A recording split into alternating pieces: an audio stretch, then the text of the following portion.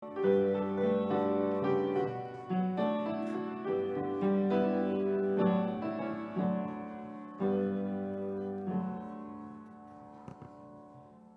Tuhan hari ini telah diambil dari kitab Roma pasal 11 ayat 1 sampai 5. Penulis Juma akan membacakannya buat kita.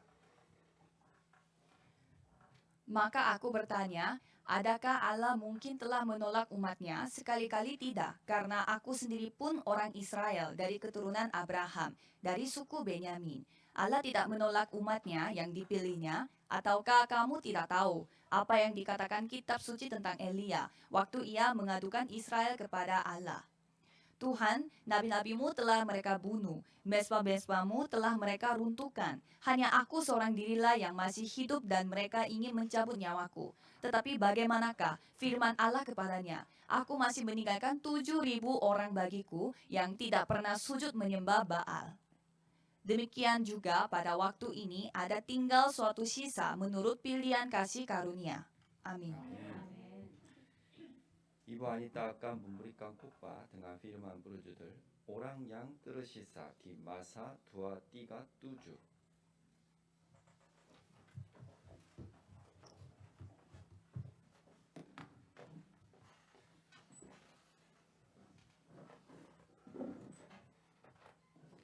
Mari kita mengakui iman kita, Yesus adalah Kristus, anak Allah yang hidup.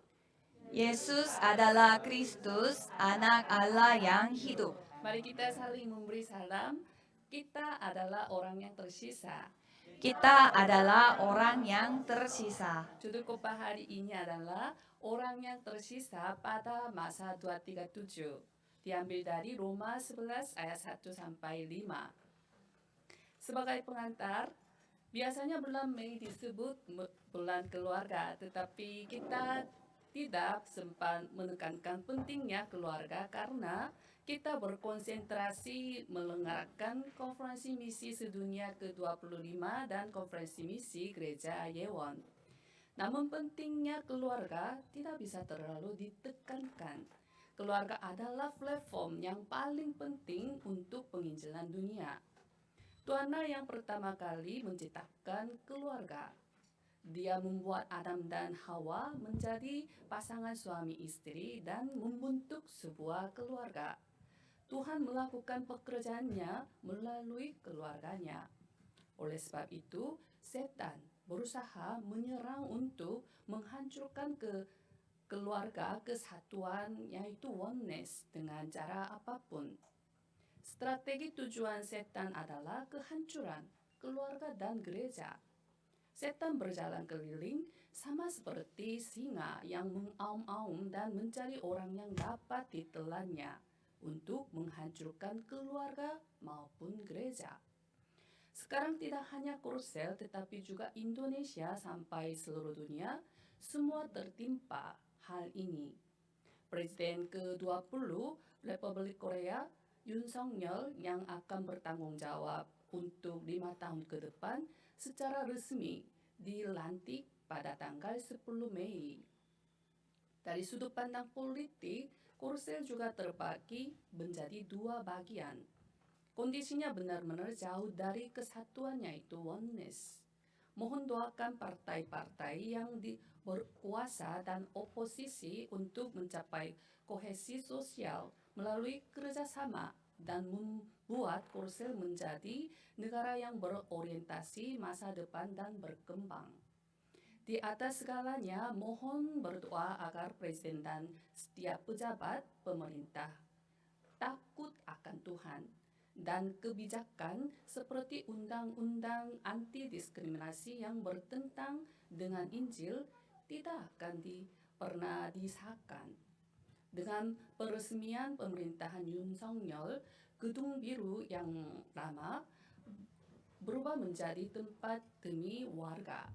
Kemudian pemerintahan yang baru membangun gedung kantor kepresidenan di daerah Yongsan, sehingga pemerintahan baru disebut bahwa masa Yongsan dimulai. Sedangkan secara rohani, kita sedang hidup pada masa 237.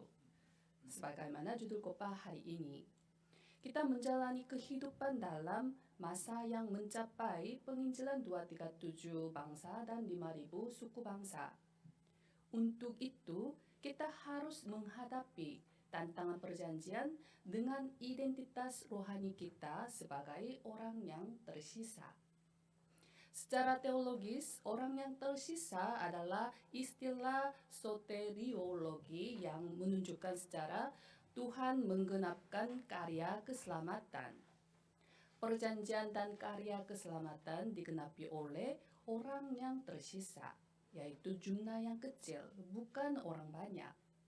Dengan kata lain, Tuhan berminat pada orang yang tersisa. Satu hal yang telah berulang kali ditekankan melalui konferensi misi sedunia adalah orang yang tersisa, yaitu remnant. Singkatnya, orang yang tersisa adalah orang yang menarik kesimpulan dengan Injil, yaitu Kristus. Yesus Kristus sudah menyelesaikan semuanya di atas kayu salib, tetelestai. Jika kita menarik kesimpulan dengan perjanjian Kristus, kita tidak perlu mengembara dan berkonflik. Karena tidak menarik kesimpulan dengan Injil Kristus, maka yang terjadi adalah seperti mengembara dan berkonflik. Jika kita menarik kesimpulan dengan Kristus, kita dapat menikmati peristiwa, masalah, dan krisis sebagai kesempatan untuk merasakan bersama dengan Tuhan. Karena Yesus Kristus adalah solusi atas segala masalah kehidupan kita. Mari kita mengakui sekali lagi, saya adalah orang yang tersisa pada masa 237. Ini adalah identitas kita. Amin. Saya memberkati setiap jemaat Indonesia dalam nama Yesus Kristus. Kiranya saudara dapat menjadi 70 orang sebagai orang yang tersisa, peziarah, dan penakluk. Sehingga saudara dapat menjadi tokoh utama untuk meninggalkan karya penginjilan 237 bangsa dan 5.000 suku bangsa, sambil melakukan gerakan 70 murid, 70 wilayah, 70 suku, dan 70 bangsa. Pokok bahasan yang pertama adalah orang yang tersisa karena kasih karunia. Dalam ayat 1, maka aku bertanya, apakah Allah mungkin telah menolak umatnya? Sekali-kali tidak. Karena aku sendiri pun orang Israel, dari keturunan Abraham, dari suku Benyamin. Rasul Paulus menjelaskan tentang keselamatan umat Israel yang merupakan sesama saudaranya dalam pasal 9 sampai pasal 11. Meskipun mereka begitu bangga sebagai umat pilihan Tuhan, mereka tidak mengakui Yesus sebagai Mesias, yaitu Kristus yang diutus Tuhan. Sebaliknya mereka membunuh Yesus di kayu salib. Lalu mereka sibuk memperdebatkan apakah peristiwa kebangkitan yang menegaskan bahwa Yesus adalah Mesias, yaitu Kristus, itu nyata atau palsu. Mereka entah bagaimana berusaha mencegah pemberitahan pesan keselamatan yang luar biasa yang diberikan melalui penyaliban dan kebangkitan Yesus Kristus. Dan mereka menganiaya orang yang percaya dengan berbagai macam cara. Sebenarnya sebelum peristiwa Damsyik, Rasul Paulus adalah seorang yang memimpin penganiayaan terhadap orang yang percaya dari siapapun.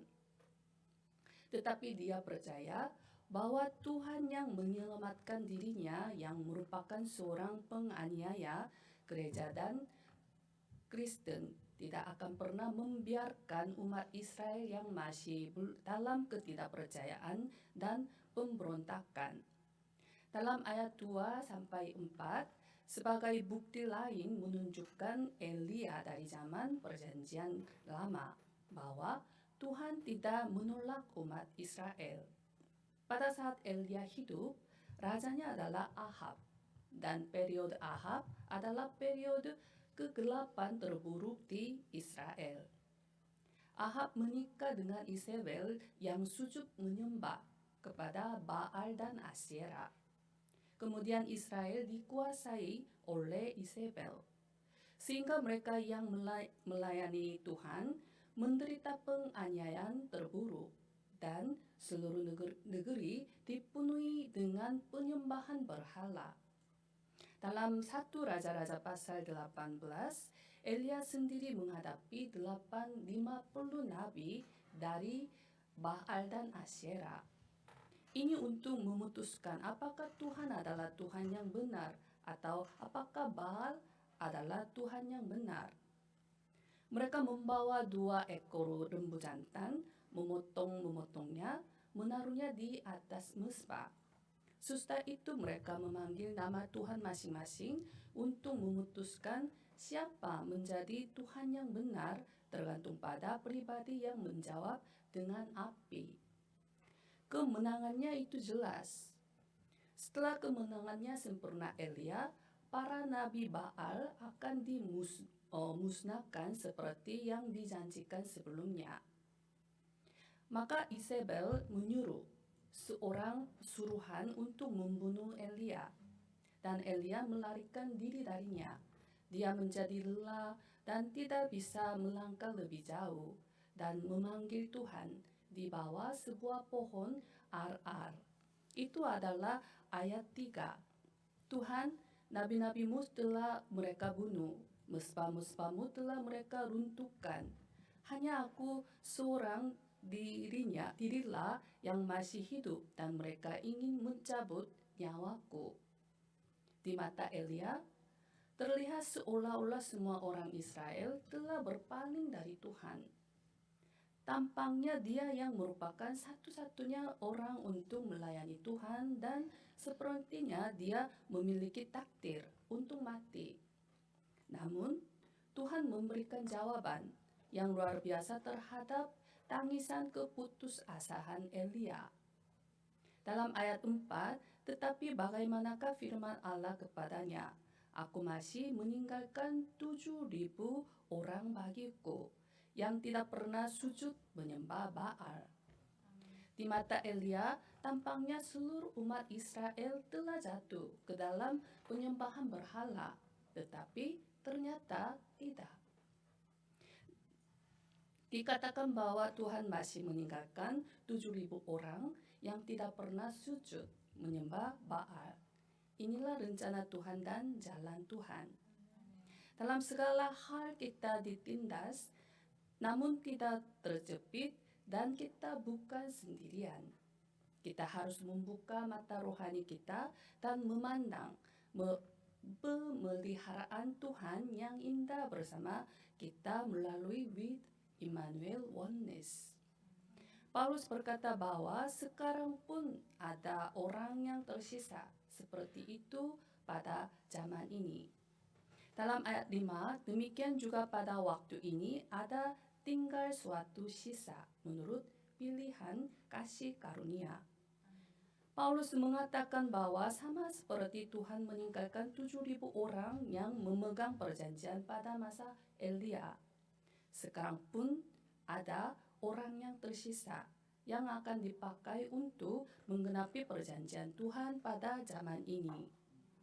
Secara khusus, ini menunjukkan bahwa orang yang tersisa tidak menjadi orang yang tersisa hanya karena ingin tetap tinggal. Ada tinggal suatu sisa menurut pilihan kasih karunia. Ciri dari yang tersisa adalah pilihan Tuhan. Dan itu sepenuhnya karena kasih karunia Tuhan. Jika begitu, siapakah orang yang tersisa pada masa ini?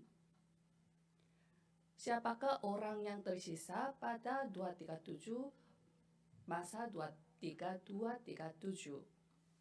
Jangan lewatkan bahwa kita adalah orang-orang yang memegang perjanjian. Kita telah diberi misi penginjilan untuk menginjili 237 bangsa dan 5.000 suku bangsa. Kita harus benar-benar merasakan berkat dan rahmat itu betapa agungnya. Beberapa orang merasa takut bahwa bagaimana saya dapat menangani misi semacam ini dan mereka menetapkan batasan pada dirinya sendiri. Apakah saudara merasa bahwa saudara tidak memiliki latar belakang, ketidakmampuan, dan kelemahan? Apakah saudara berpendapat seperti ini? Itulah pikiran yang berpusat pada diri sendiri dari Kejadian pasal 3. Mengapa saudara melihat ketidakmampuan saudara? Mengapa saudara melihat diri saudaranya yang lemah? Keluarlah dari kurungan saudara. Lepaskanlah dengan sempurna dari prasangka stereotip saudara. Bagi kita ada jalan untuk bersama dengan Allah Tritunggal dan menikmati berkat-berkat tata surgawi. Itulah hanya doa. Dalam konferensi misi sedunia, dikatakan bahwa kita harus menempuh jalan sebagai orang yang tersisa, peziarah, dan penakluk. Seorang peziarah adalah orang yang memiliki rahasia doa yang dapat melampaui segala sesuatu.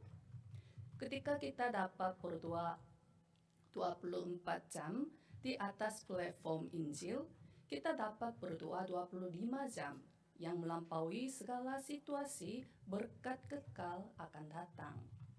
Jika demikian, kita secara alami akan menempuh jalan sebagai penakluk yang bersama dengan Allah Tritunggal dan menikmati jawaban takhta. Saya memberkati setiap jemaat Indonesia dalam nama Yesus Kristus. Kiranya saudara bersyukur karena menjadi orang yang tersisa karena kasih karunia Tuhan selama 24 jam sehari.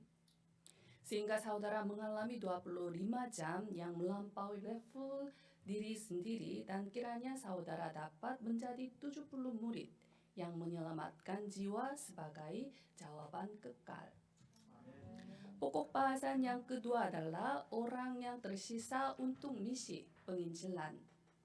Rasul Paulus menjelaskan jadwal keselamatan Tuhan dan jadwal misi penginjilan Tuhan secara rinci melalui firman Roma pasal 11. Rasul Paulus yang penuh dengan kerinduan untuk keselamatan umat Israel, yaitu sesama saudaranya, menyesal atas kebodohan umatnya yang tidak menerima jalan keselamatan.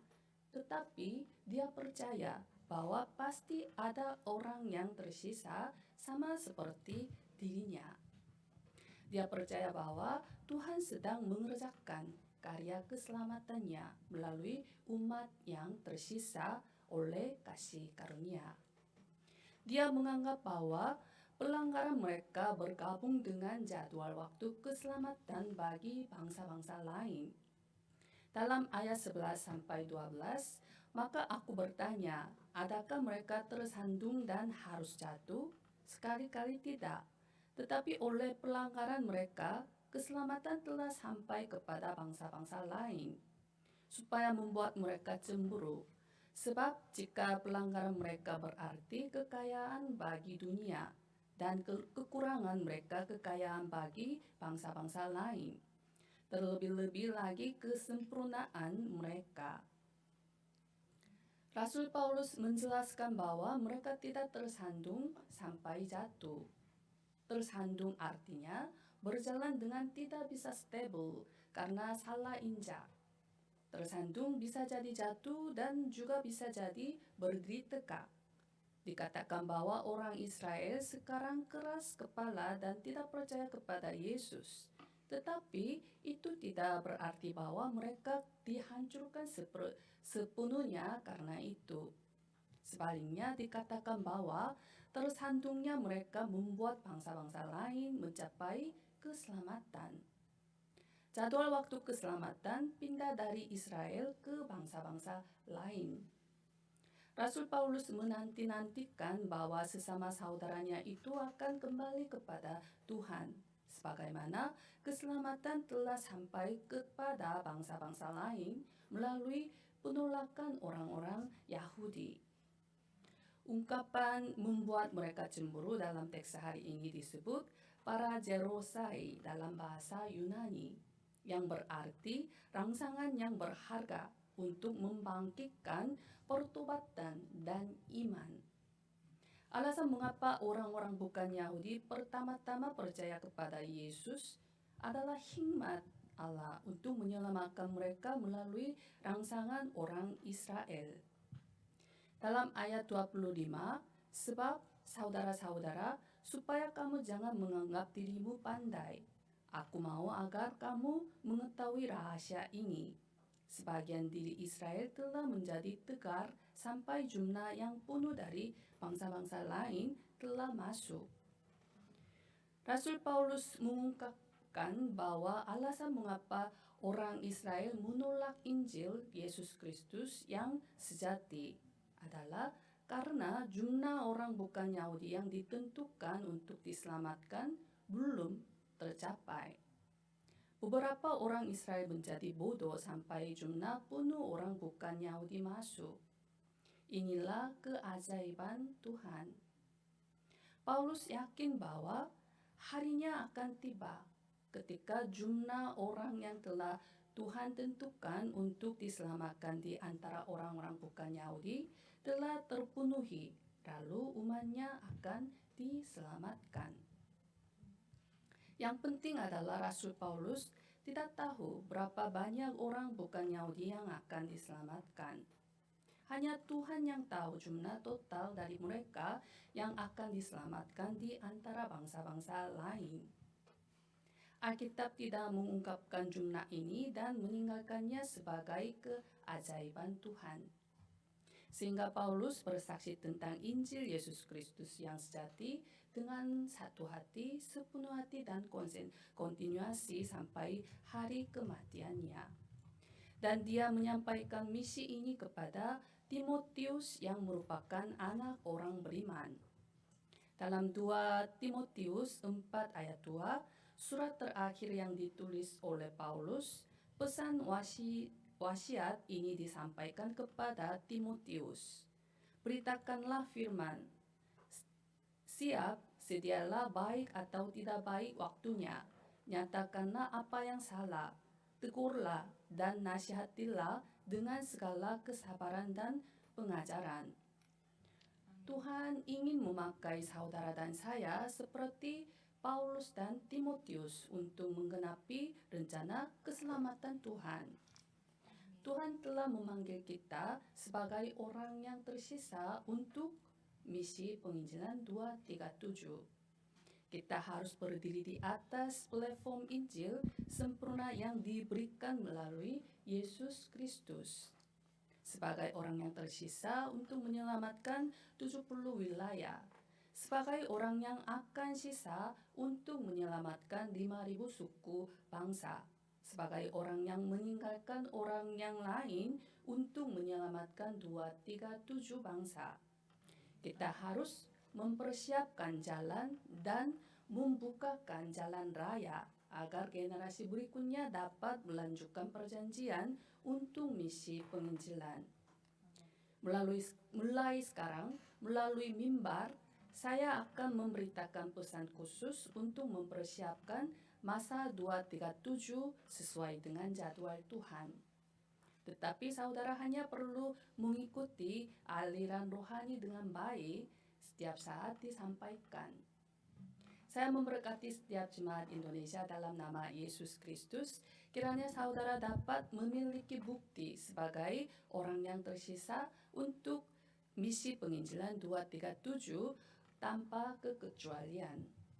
Amin. Sebagai kesimpulan, David Livingstone yang disebut sebagai Bapa Misi Afrika membuat pengakuan seperti ini. Orang-orang mengatakan bahwa saya menghabiskan waktu begitu banyak di Afrika adalah pengorbanan. Namun itu sama sekali bukan pengorbanan. Sebaliknya itu adalah hak istimewa. Kita tidak boleh melewatkan fakta bahwa pengabdian untuk Injil, all in pada Injil, konsentrasi pada Injil itu bukan pengorbanan, tetapi hak istimewa.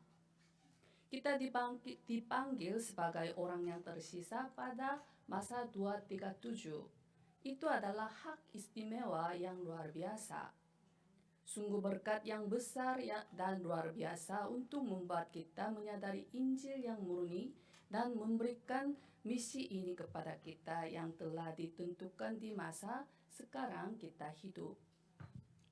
Saya harap saudara mengambil tantangan perjanjian dengan identitas rohani saudara bahwa saya adalah orang yang tersisa pada masa 237. Tuhan pasti akan memberi saudara kekuatan untuk melampaui ruang dan waktu.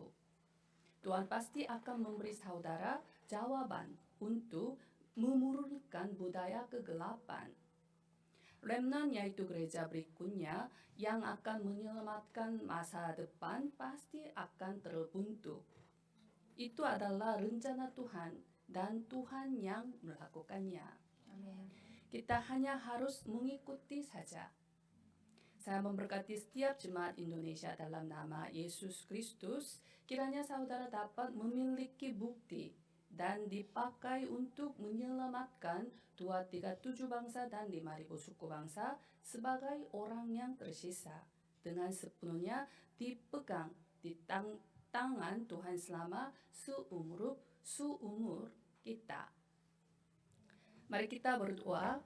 Kami mengucap syukur atas kasih karunia Tuhan yang telah memilih, memanggil, dan memakai kami sebagai orang yang tersisa dan 70 murid. Biarlah kami dapat menjadi saksi untuk menyelamatkan 70 wilayah, 70 suku, dan 70 bangsa. Kiranya kami dapat menempuh jalan sebagai orang yang tersisa karena menarik kesimpulan dengan satu-satunya Kristus. Kiranya kami dapat menempuh jalan sebagai peziarah yang memiliki rahasia doa yang melampaui segala situasi. Kiranya kami dapat menempuh jalan sebagai penakluk yang memurnikan budaya kegelapan yang dilimpa setan si iblis. Di dalam nama Yesus Kristus kami berdoa. Amin.